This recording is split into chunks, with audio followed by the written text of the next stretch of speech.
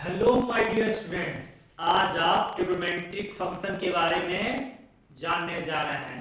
चलिए तो मैं स्टार्ट करूं ट्रिग्नोमेट्रिक फंक्शन के बारे में। आज आपके चैप्टर है ट्रिग्नोमेट्रिक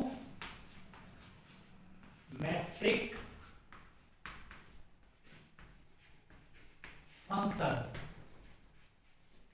जैसा कि आप लोगों ने पिछली कक्षाओं में ट्रिग्नोमेट्रिक फंक्शंस के बारे में जाना होगा, आज हम लोग इसके बारे में से अध्ययन करेंगे। ठीक है, ट्रिग्नोमेट्रिक रेशियोज है क्या, तो सब लोग इसको जाने आप, क्योंकि आप लोग साइंस फील्ड से रिलेट करते हो, इसलिए मैं ट्रिग्नोमेट्रिक को बता रहा हूं, साइंस फील्ड से रिलेटेड बातें। ट्रिग्नोमेट्री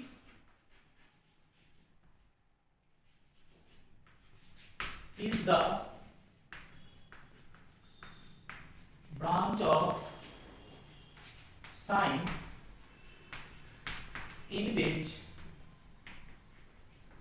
we study about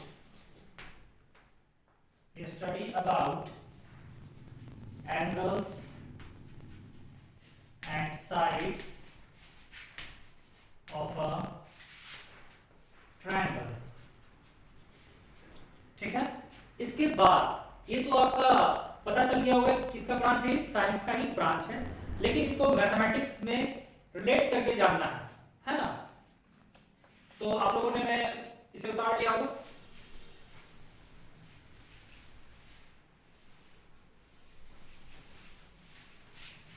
अब मैं इसको इसके आगे आप लोगों को भी बताता हूं। जैसे ट्रिग्नोमेट्रिक फंक्शंस में आप लोग सबसे पहले इससे एंगल से परिचित हो। एंगल्स है क्या, तो एंगल्स क्या है आपको मालूम होना चाहिए। मेजर ऑफ रोटेशन ऑफ ए रे, ठीक है, मेजर ऑफ रोटेशन ऑफ ए रे अबाउट इनिशियल रे, measure of rotation of a ray about initial rate। ठीक है, ये एंगल्स हो गया। और आखिर में इसको कैसे, ये तो डिफिनेशन हो गया, आखिर में इसको कैसे जानूंगा, तो बाय पिक्चर आप देख सकते हैं एक ऐसा है। जैसे एक पॉइंट में देख रहा हूं, इसका नाम मैं वो रखता हूं, यहां से कोई रे जा रही है, ये जो रे गई ना, इसे क्या कहा दिया गया, इनिशियल रे, इनिशियल रे। अगर मैं बात करूं इसकी एंटी क्लॉक डायरेक्शन में वृद्धि करने की, तो जैसे एंटी क्लॉक वाइज गया, तुम यहां से एक और रे यहां से गुजार दी, जो ये रे गया तो यहां थीटा एंगल बना दिया। ठीक है, और जो लास्ट पोजीशन का हुआ इसे फाइनल रे कह सकते हैं, और इसको टर्मिनल रे भी कहते हैं, टर्मिनल रे।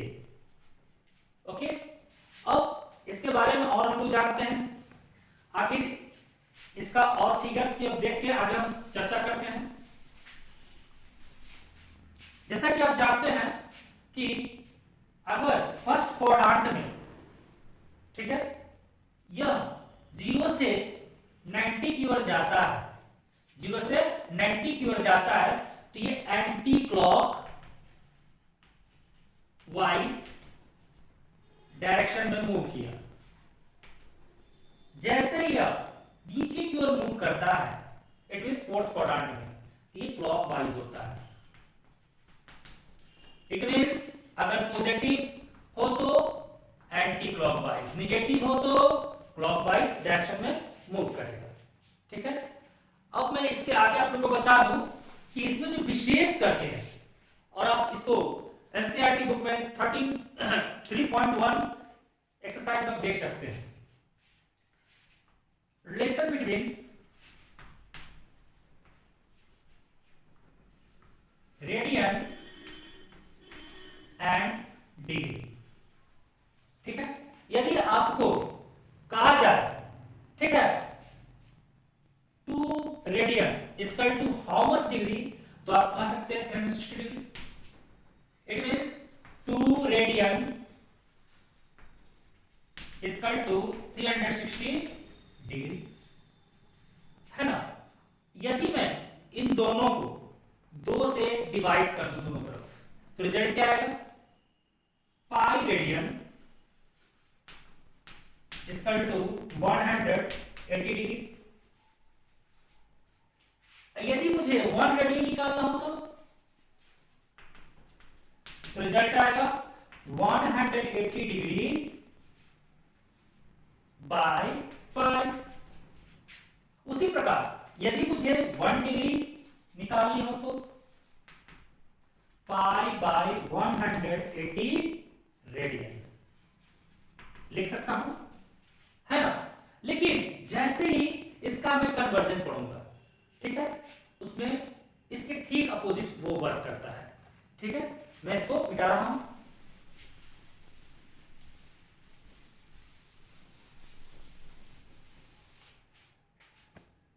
देखिएगा आप लोग, conversion of degree and radian. इसमें क्या होता है, यदि आपको, ठीक है, यदि आपको रेडियन निकालना हो, ठीक, यदि आपको रेडियन निकालना हो तो आप क्या लिखते हैं?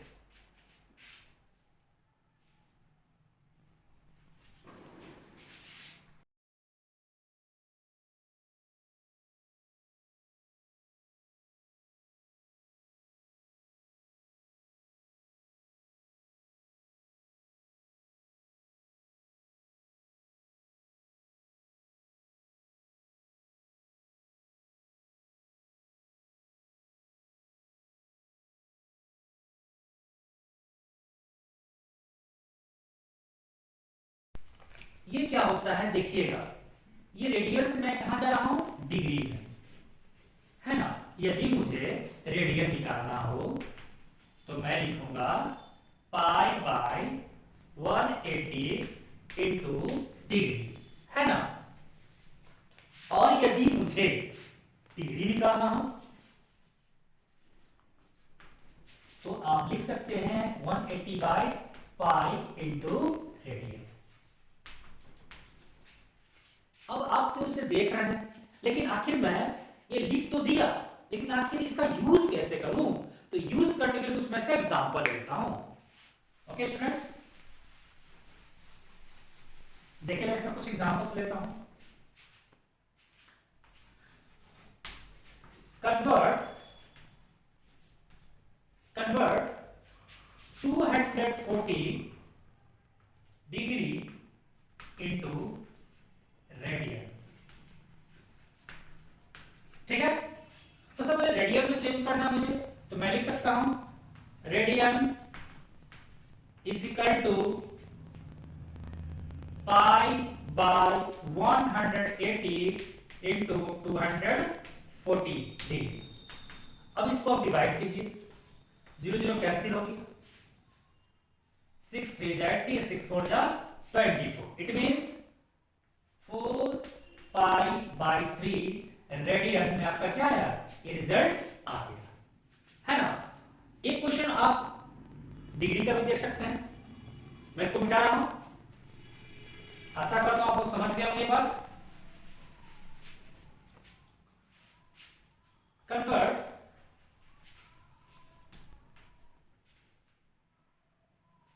20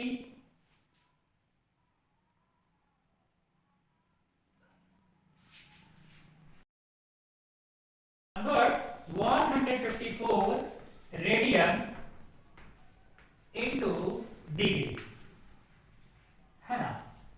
तो इसको आप चेंज कर सकते हैं, तो लिखेंगे degree equal to 180 pi into 154 radian. Okay, तो आप 180, आप पिछली कक्षाओं में पाई का और भी रूल रिलेशन पढ़ चुके हैं सर्कल चैप्टर में। पाई इक्वल टू क्या होता है? 22/7 और 3.14। लेकिन मैं यहां किसका यूज करने जा रहा हूं? 22/7 का इंटू 154 रेडियन। आप इसको नीचे देखिएगा, इसको मैं कन्वर्ट करता हूं 7/22 इंटू 154 रेडियन। अब ये इसको आप आसानी से काट सकते हैं, ये कट जाएगा 7, है ना, 7 बार तो कट जाएगा पूरा। अब इसको आप मल्टीप्लाई कीजिए 180 इंटू 49। ओके, रेडियल रिजल्ट क्या आपका आएगा 0, क्योंकि 0 से टोटल 0 होगा। 18 9 जा 162 है ना, और 18 4 जा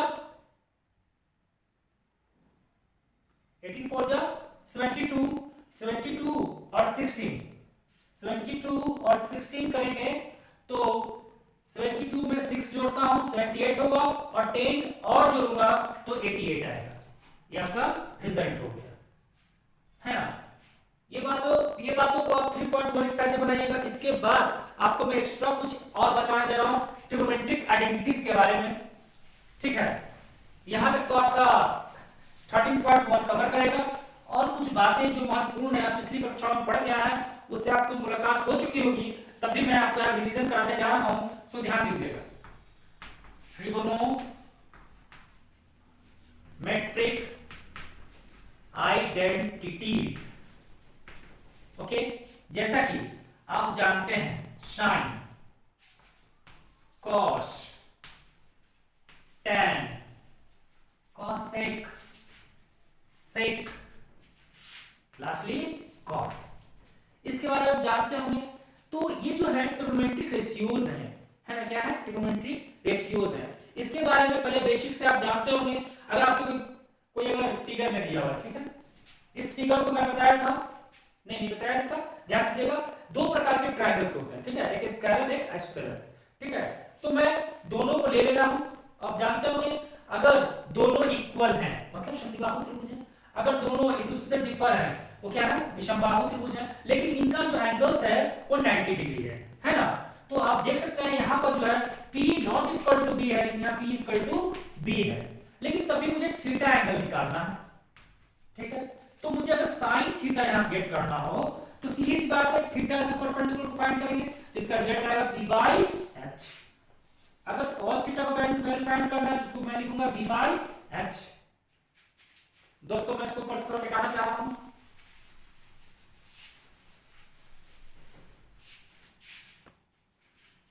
tan थीटा आपको निकालना हो तो आप लिख सकते हैं परपेंडिकुलर बाय बेस। अगर आपको निकालना हो cosec थीटा, बस sin थीटा का अपोजिट लिखना है h/p।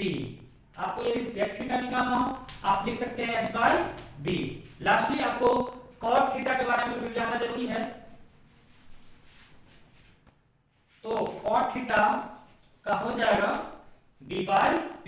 ये हमारा बेसिक फंडामेंटल है, ठीक है, ये फंडामेंटल बातें थी। अब इसी से रिलेटेड आगे की बातों को मैं बताने जा रहा हूं आप लोग को, ध्यान दीजिएगा।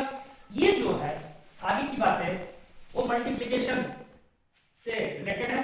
जैसा कि मैं बताता हूं sin theta into cosec theta, result how much 1।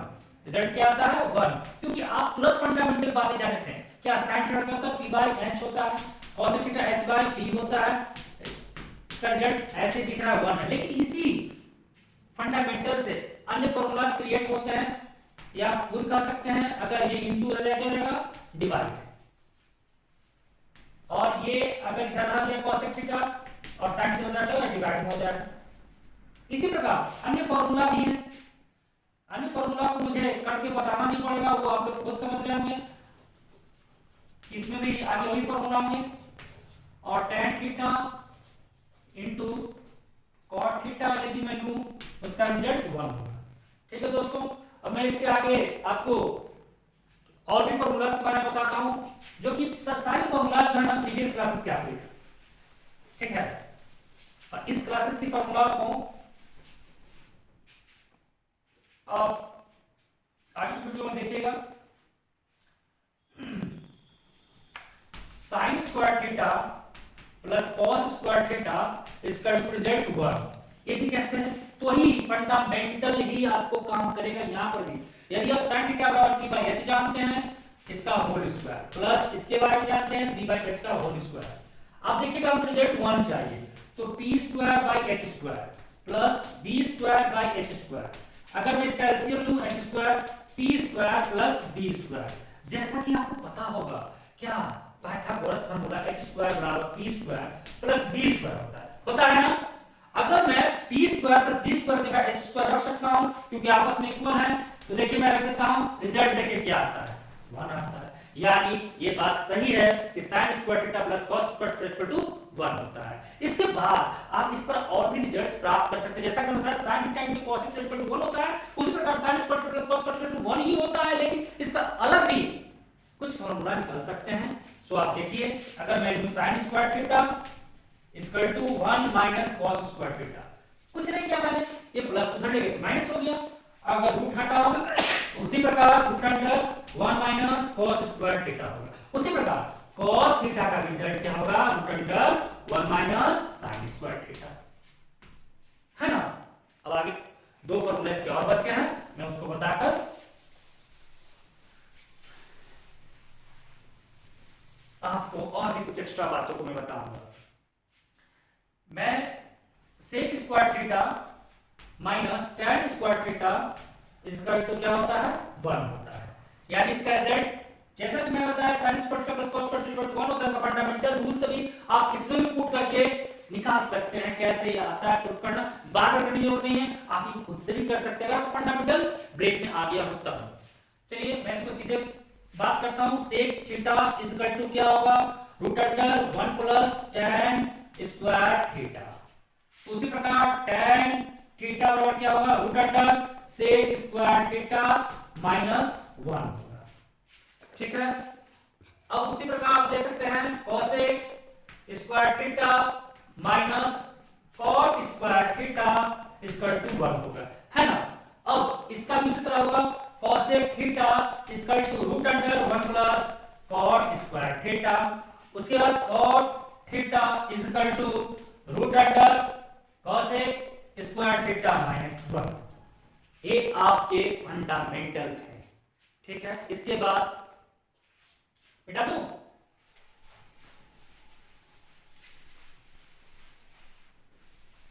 इसके बाद कुछ और बातों को आप जाने, जैसा कि आप जानते होंगे, ठीक है, कि ये ट्रायंगल है, ठीक, इस ट्रायंगल में अगर सेंटर है, सेंटर से एक रेडियस यहां लिया मैंने, एक रेडियस यहां लिया, तो अगर सेंटर से यहां अगर A है, यहां B है, यहां O है, इट मींस यहां से यहां इसका कुछ ना कुछ तो लेंथ होगा, और ये थीटा यहां से यहां तक चला होगा, यानी थीटा एंगल यहां बना होगा।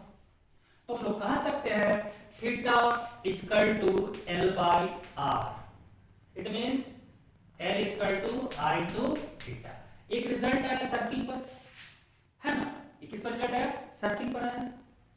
अब और भी बातें अगले वीडियो में आपको बताऊंगा, इससे और रिलेटेड कुछ बातें टू बी कंटिन्यू आपकी वीडियो जारी रहेगी ट्रिग्नोमेट्रिक पर।